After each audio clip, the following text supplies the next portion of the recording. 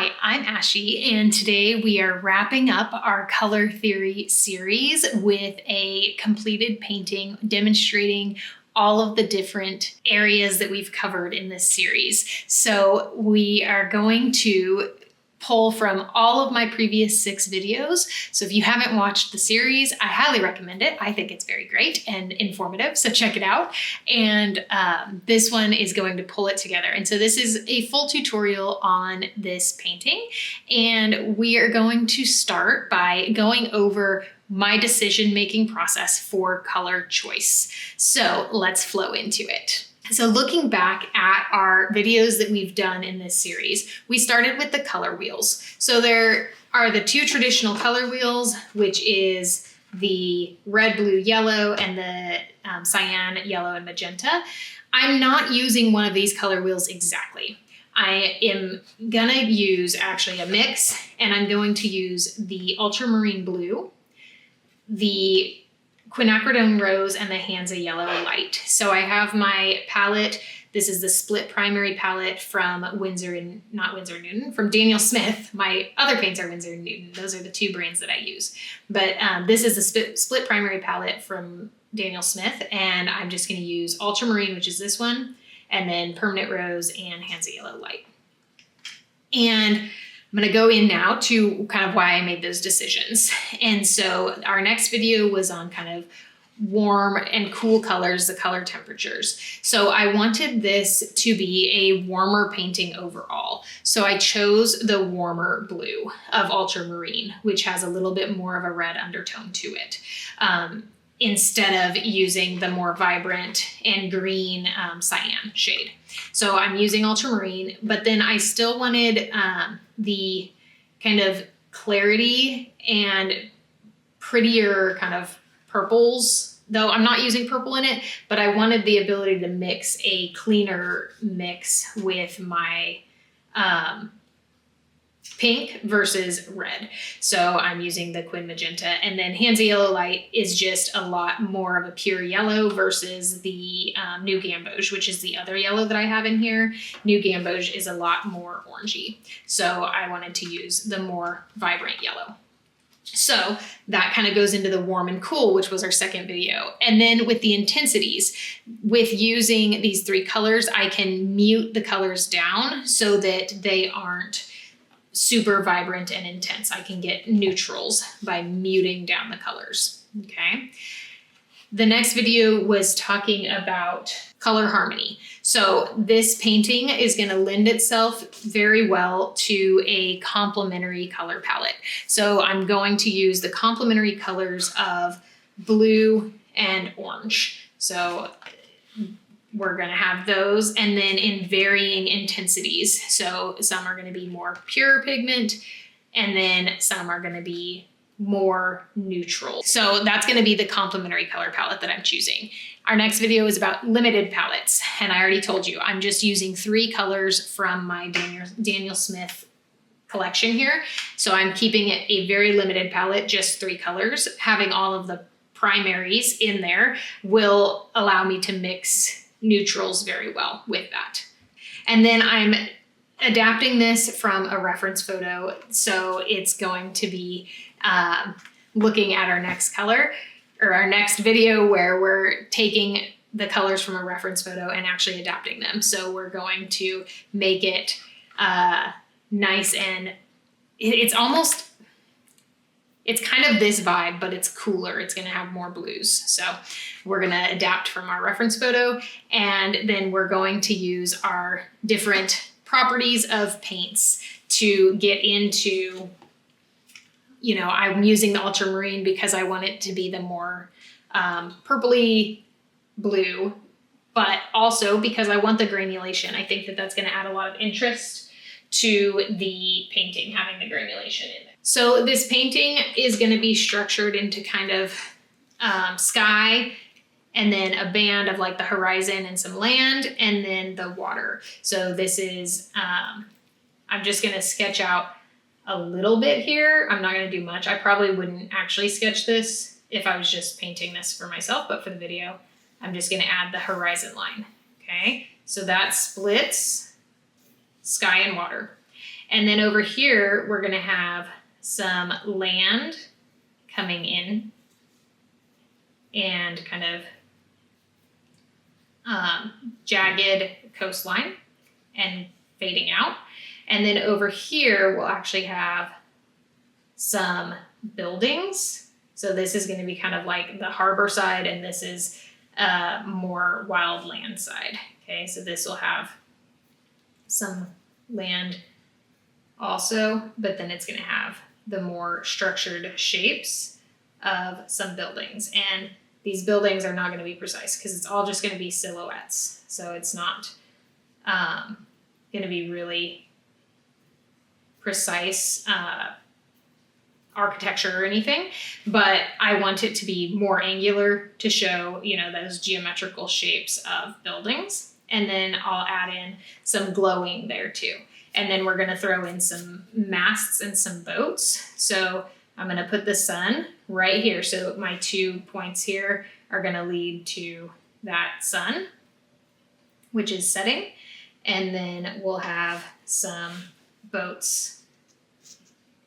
And I'm just going to add the masts and a little, I don't know. I don't even know what kind of boats they are, but maybe little sailboats. Okay, and there's just going to be a few here.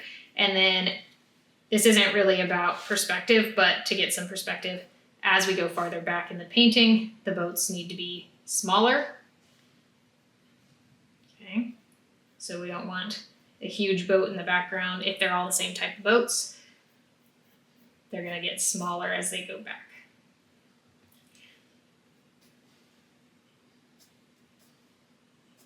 Okay, so this front one will be kind of the biggest and most detailed of them, but they're all going to be silhouettes. So it'll be nice, simple painting here because we don't have to worry about too much detail.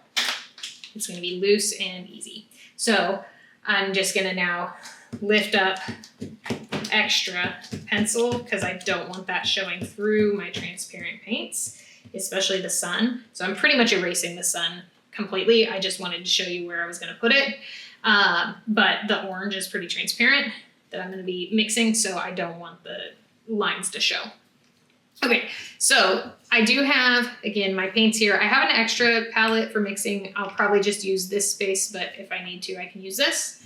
I have my clean water, my dirty water, and I just threw a paintbrush on the floor, but I'm using these Degato artist brushes. This is a size 14. The one that I just threw on the floor is a size 2. I'm gonna grab it. Okay, there's a size 2. These are not very expensive brushes, but they don't shed. They hold their point nicely, so I like them. They hold a decent amount of water. I'll probably just use these 2 brushes for this painting. I don't need anything too huge because this isn't a huge piece of paper that I'm working on. This is 4x6, so I'm just doing a small painting of this scene. I have a ton of other brushes that I could grab from. To be honest, I probably won't because when I get started, I just grab whatever's on hand. And so since I'm not pulling out other brushes, I probably won't use them. So we're just gonna start, okay? Now I'm gonna start with actually my smaller brush here for a minute, and I'm gonna mix up an orange. So I'm taking my yellow, just Hansa Yellow Light. And again, this is my limited palette, okay? And a tiny bit of the Permanent Rose. So the Permanent Rose is a much stronger color than the Hansa Yellow Light. So it really shifts that mix very quickly. So I'm adding more yellow to it to bring it back toward a more yellowy orange. Because my blue is slightly more purpley blue. So to make it a true contrast, I want my yellow to be a little bit more yellow, or my orange to be a little bit more yellow, and my blue is a little bit more purple. Okay, so then I'm just gonna start by putting in my sun, okay? And I'm just putting in a loose circle. And that's gonna be my most vibrant orange, okay? And then I'm gonna add in some streaks from it that's like the clouds reflecting that sun, okay? And I'm adding a little bit more water to my brush each time and just streaking that out. Okay, some beneath too. And then I'm going to put in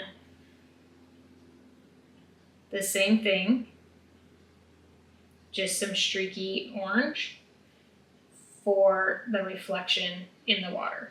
Okay, and so I'm putting a line and then I'm wiggling it out to get that reflection.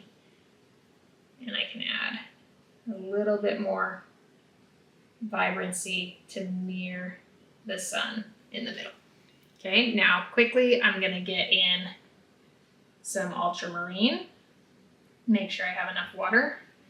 And I'm going to put that in between those streaks. Okay, so I'm going for a very bold look here, and it's not going to be realistic. And I'm leaving white space on purpose. I'm letting some of this blend on the page, so some areas might turn a little bit green. I'm okay with that. Okay, adding more blue as I get away, adding more water as well. So I could shift up to the larger brush, but this is fine. It's holding enough water. I'm not worried about it. And just kind of streaking that in. Okay. Now I want some of my most vibrant blues to be right next to my most vibrant orange, because that's going to draw the eye there. If I have those very deep dark blues next to that vibrant orange, it's going to draw the eye there. So it's an effective way to force a focal point. So if I want to tone some of that down a little bit, I just add a little bit of the orange in, and it's going to gray it out some. So I can use that as I come up away from the sky, or from the sun. Okay, and then I can always add in a little bit more of the orange if I find that I need a little bit more warmth. Make sure I don't have too much water on my brush because I don't want it to take over the sky. So dabbing the water out.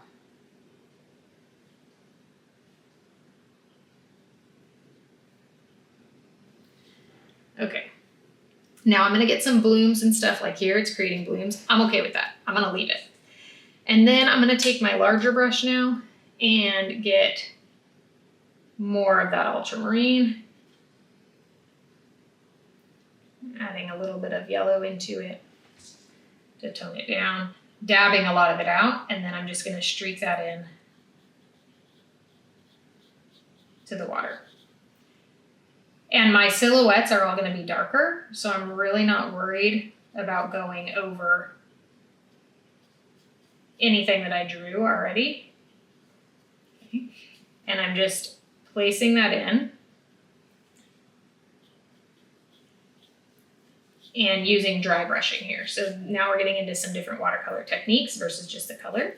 Dry brushing is just when there's not a lot of water on the brush and it creates this broken textured effect.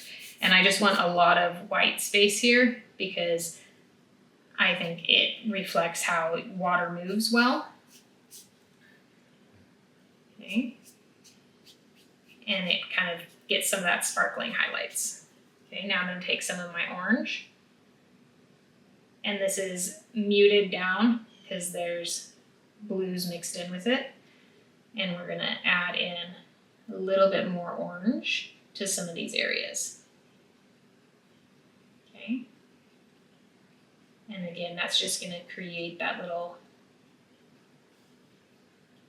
bit of interest where we're adding that orange and doing little pops of it in other areas, which is really good to balance the painting, because if we just had that one bright orange, it wouldn't feel balanced. Okay, now I'm going to make a neutral. So I'm mixing up yellow, pink, and blue to make a neutral.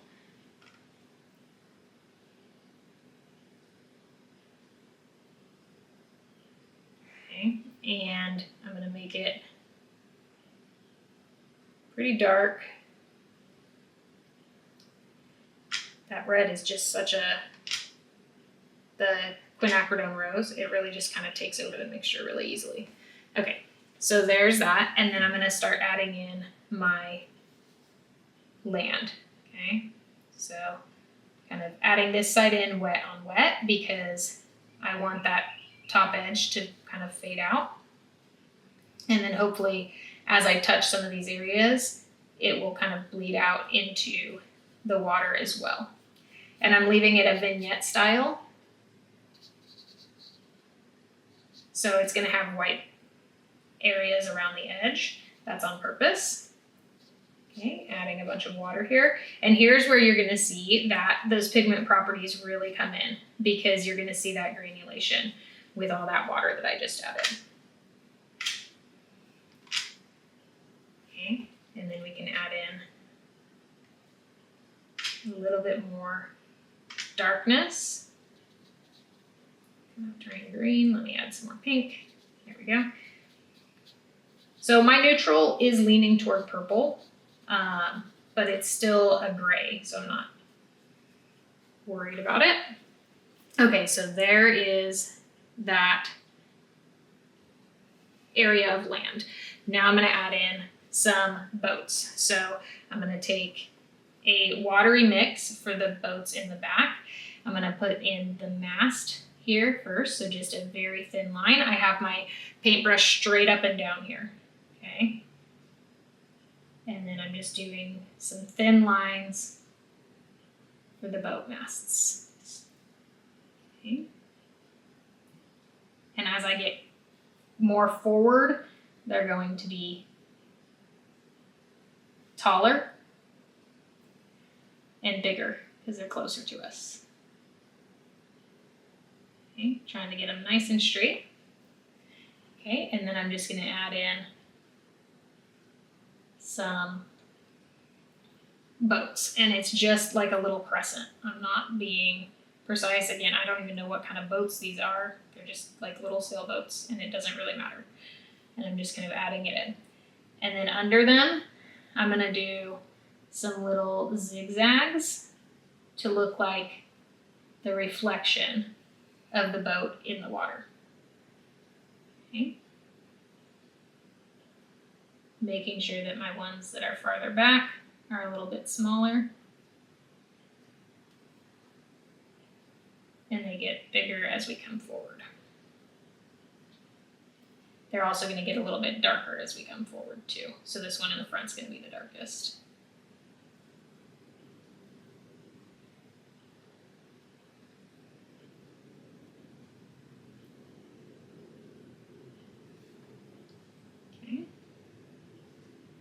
And there's still some dampness on the page, so we're getting a little bit of bleeding out, but not much. It's pretty dry. I mean, I'd use dry brushing anyway, so it's a very minimally damp page to start with. Okay, maybe I'll add just a little bit more darkness to this front one.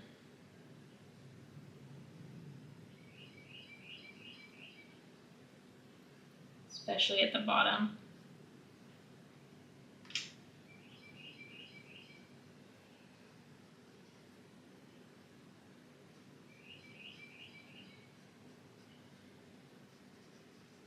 And then a little bit more darkness into the reflection. Again, using dry brushing, so it's very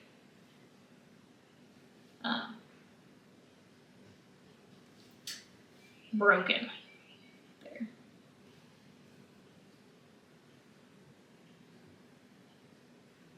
Some limited detail on these farther back ones, so that this is the darkest, and then you can see they're just fading out as we go back.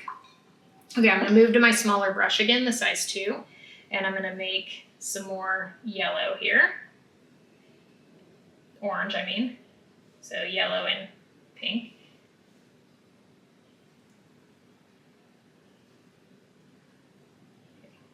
And then I'm going to take just a little bit of that and add it kind of on the masts and the kind of top edge of the boats to look like there's a little bit of that light reflecting off of the boats.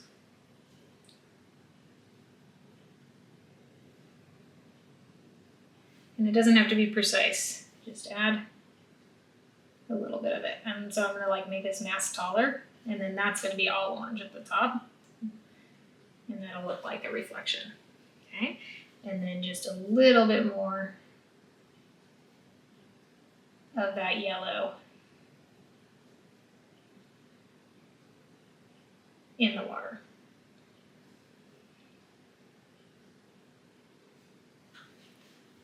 Okay, so now we're gonna come over and do the land on this side. So I'm gonna start again by mixing up my neutral.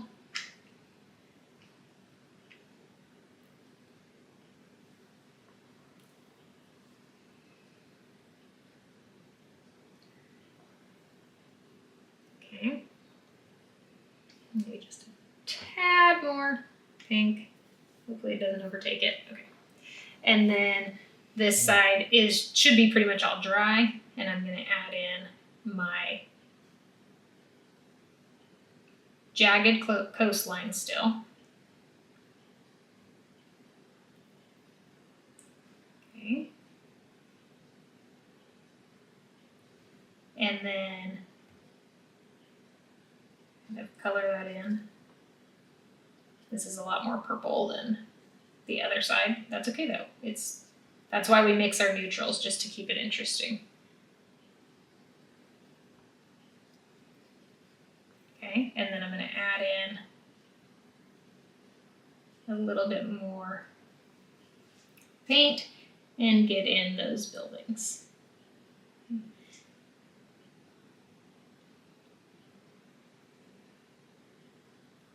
And same thing as those masts. I want, as I come forward, they're going to get bigger and taller.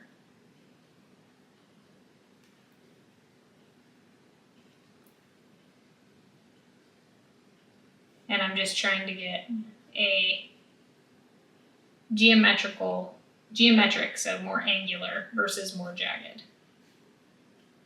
Okay.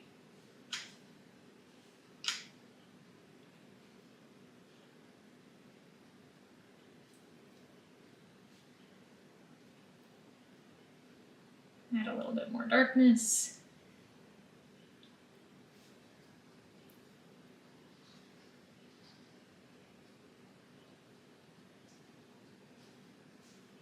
I am adding a little bit of shadow on the side of the buildings that are going to be away from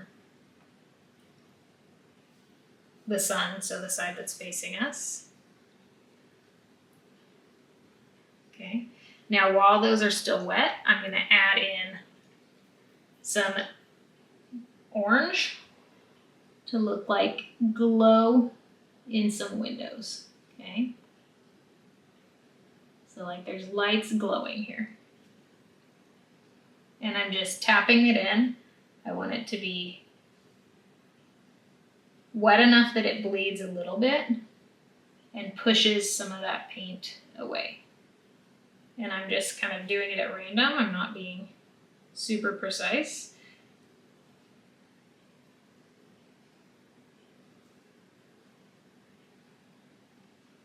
A little bit more orange here.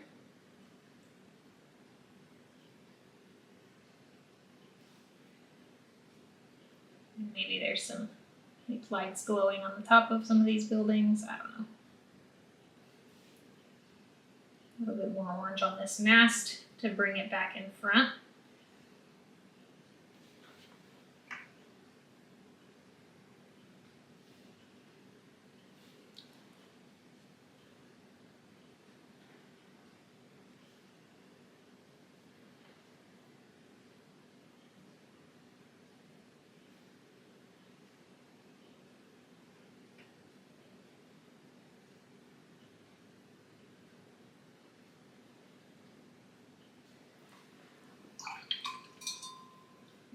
Okay, I'm just going to put a little bit more texture into my land over here toward the edge.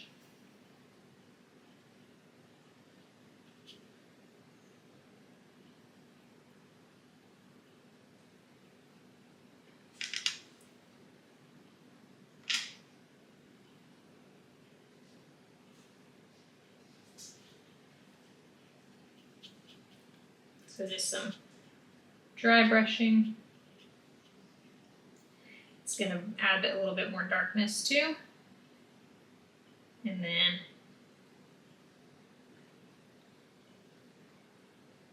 refine some of these areas to add some shadows.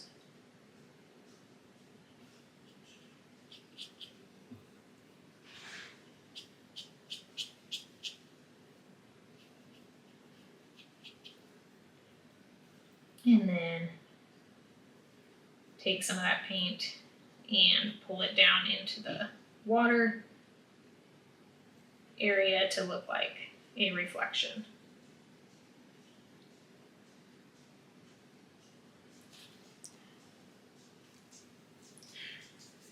All right, and there is our super simple painting that really reflects our different color theory principles here. So we have our limited palette. We just use 3 colors. We have the using the color wheels to our benefit. So I kind of adapted a color wheel, but I'm still using it to create the contrasting colors using the mixing of the color wheel. And I'm using the color harmony of contrasting colors with orange and blue. The blue is leaning a little more toward purple. The orange is leaning a little more toward yellow. So that's our color harmony. I looked at the different color, the pigment properties of my paints to get some interesting granulation effects and to allow some mixing on the page. And the transparency allowed me to do some glazing with the orange in the water. So this really just wraps up everything about color here in a very quick and simple yet very beautiful and effective painting. It's got that very painterly effect. So I really hope that you enjoyed this color series, and I hope that you give this a go, plus, use these principles in adapting colors from reference photos or from real life in your art practice. So I really, again, hope you enjoyed this, and I'd love to see some of your results. I have an Instagram, Painting with Ashy, that you can always tag me in, and I would love to see some of your results. Also, comment below what you found to be the most helpful in this series and in this video specifically. I'd love to start a conversation there in the comments. Please subscribe for tons more information. Again, if you haven't watched the other videos in this color series, I highly recommend it. And you can just watch the playlist through. It's, I think, very helpful, and you'll learn a lot about color theory and breaking down colors so that you can make the best choices for your art practices and really convey what you want to say in your paintings with color. Until next time, keep those paints flowing.